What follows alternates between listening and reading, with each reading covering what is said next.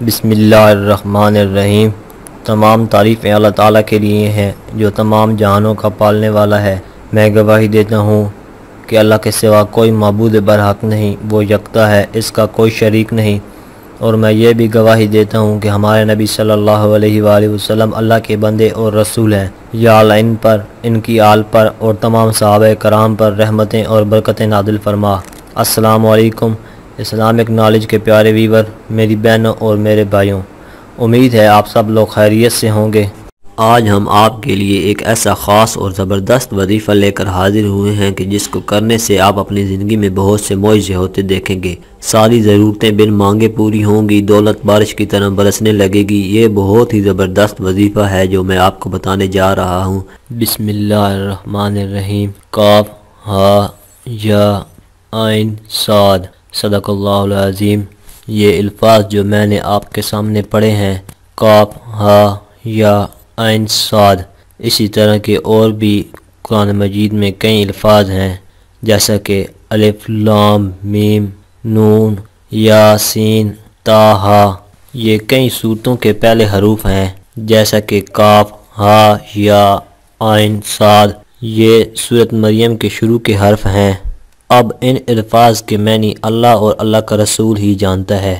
یہ ایک راز کی بات ہے، راز کی بات کوئی بھی کسی کو نہیں بتاتا۔ یہ اللہ اور اللہ کے رسول صلی اللہ علیہ وآلہ وسلم کے درمیان کی بات ہے۔ کئی لوگ بڑی کوششیں کرتے ہیں، اپنی طرف سے لکھتے ہیں، اس کا یہ مطلب ہے، اس کا یہ مطلب ہے۔ یہ سب ان کے خیالات ہیں، لیکن اصل بات یہی ہے، بات یہی ختم ہوتی ہے۔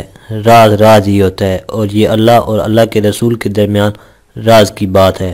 اس کا مطلب اللہ اور اللہ کے رسول کے علاوہ کوئی نہیں جانتا۔ اس عمل کے ویسے تو بہت زیادہ فوائد ہیں، لیکن اس عمل کا ایک خاص فائدہ جو میں آپ کو آج کی اس ویڈیو میں بتانے والا ہوں، ذرا توجہ سے سن لیں اور اس ویڈیو کو سکپ کیے بغیر آخر تک لازمی دیکھیں تاکہ آپ سے کوئی اہم بات مس نہ ہو جائے۔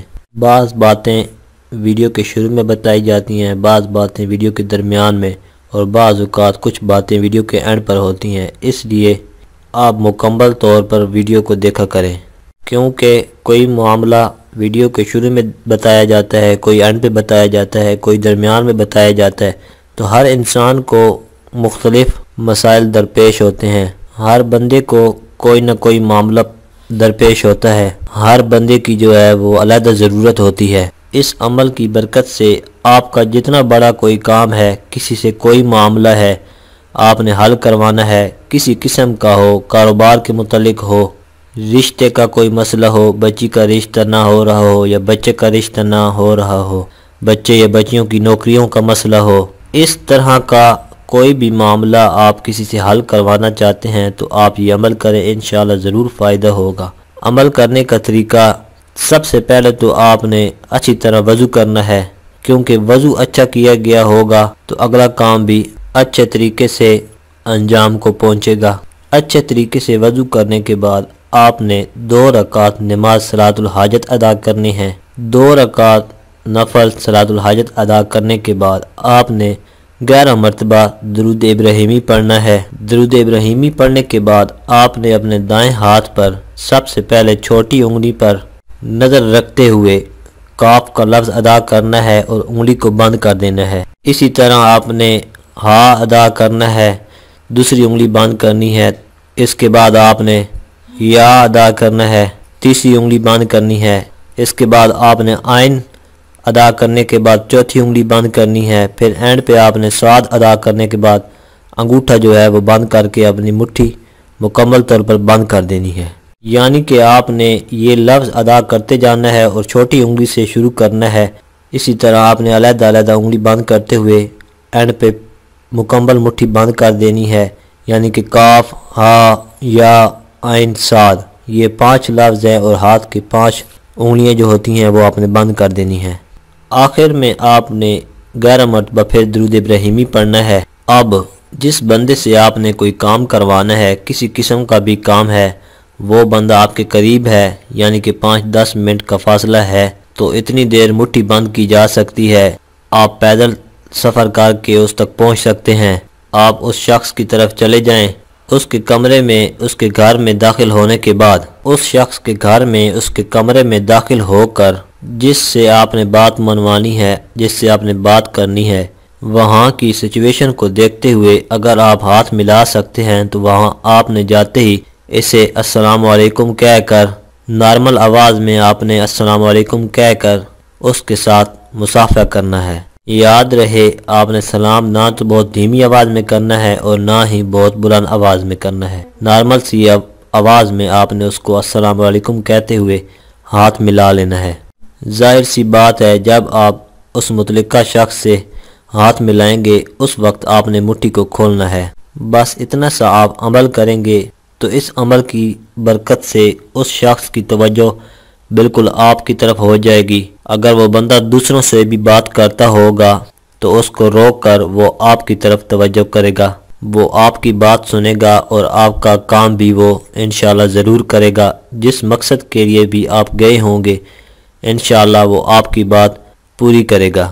ایک تو یہ طریقہ ہے کہ جہاں تک آپ آسانی سے پہنچ سکتے ہیں، دوسرا یہ ہے کہ آپ نے جس سے یہ کام کروانا ہے وہ اگر آپ سے زیادہ دور بیٹھا ہے، یعنی کہ 8-10 کلومیٹر کا سفر ہے، تو آپ اس طرح مٹھی بند کر کے تو نہیں جا سکتے، لہذا آپ نے اسی طرح اچھے طریقے سے وضو کرنے کے بعد 2 نفل صلاۃ الحاجت ادا کرنے کے بعد راستے میں درود پاک پڑھتے ہوئے اس کی طرف جانا ہے۔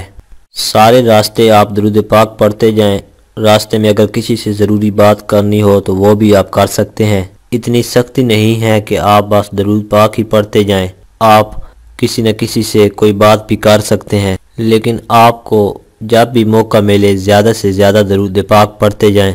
جب قریب پہنچ جائیں جہاں آپ کو اندازہ ہو کہ اب میں یہ عمل کروں، 1-2 منٹ کا سفر رہ گیا ہے، تو درود پاک تو آپ آلریڈی پڑھتے ہوئے آ رہے ہیں، وہ تو 11 مرتبہ سے بھی زیادہ ہو چکا ہوگا۔ اب آپ نے کرنا کیا ہے، وہاں جا کے اسی ترتیب سے انگلیوں کو بند کرنا ہے، قاف ہا یا عین صاد، جس طرح آپ کو پہلے بتایا گیا ہے کہ چھوٹی انگلی سے پہلا حرف پڑھتے ہوئے بند کرنی ہے، پھر دوسری تیسری انگوٹھے پہ صاد لفظ کہہ کر مٹھی مکمل طور پر بند کر دینی ہے، پھر آخر میں 11 مرتبہ درود پاک پڑھنا ہے۔ درود پاک پڑھ کر آپ نے اندر داخل ہو جانا ہے۔ عمل کا طریقہ اسی طرح ہے۔ سب سے پہلی بات یہ ہے کہ آپ ہاتھ ملائیں، سلام کریں۔ اگر آپ سلام نہیں کر سکتے تو آپ زور سے ہاتھ کا اشارہ کرتے ہوئے کہیں السلام علیکم۔ بس اتنا عمل کرنے سے مکمل توجہ آپ کی طرف ہو جائے گی سامنے والے کی۔ یہ دونوں طریقے میں نے آپ کو بتا دیے ہیں، قریب والا بھی اور دور والا بھی۔ امید ہے کہ آپ کو سمجھ آ گئی ہوگی۔ آپ یہ طریقے استعمال کریں۔ اس وظیفے سے بہت سے لوگوں کے کام ہوئے ہیں، ملازمتیں ملی ہیں، کاروبار کی بات اگر کسی سے طے کی ہے تو وہ بھی پائے تکمیل تک پہنچی ہے۔ تو یہ طریقے آپ بھی استعمال کریں۔ اگر کسی کا اس طرح کا کوئی معاملہ ہے تو انشاءاللہ 100% کامیابی ہوگی۔ پورے یقین کے ساتھ یہ عمل کرنا ہے۔ اگر آپ کے یقین میں کمزوری ہوگی تو معاملہ بھی کمزور ہو جائے گا۔ جتنی طاقت آپ کے یقین میں ہوگی اتنا ہی آپ کو زبردست فائدہ ہوگا۔ اللہ رب العزت ہم سب کو سمجھنے کی اور عمل کی توفیق عطا فرمائے۔ امید ہے آپ کو آج کی ویڈیو ضرور اچھی لگی ہوگی۔ اگر ویڈیو اچھی لگی ہے تو ویڈیو کو لائک اور شیئر ضرور کریں اور اپنی رائے کا اظہار کمنٹ میں کریں۔ آپ سے گزارش ہے کہ اگر آپ نے ابھی تک ہمارے چینل کو سبسکرائب نہیں کیا تو آپ کر لیں اور ساتھ میں دیے گئے بیل کے بٹن کو ضرور پریس کریں تاکہ نئے آنے والی ہر ویڈیو کا نوٹیفیکیشن آپ کو وقت پر ملتا رہے۔ شکریہ۔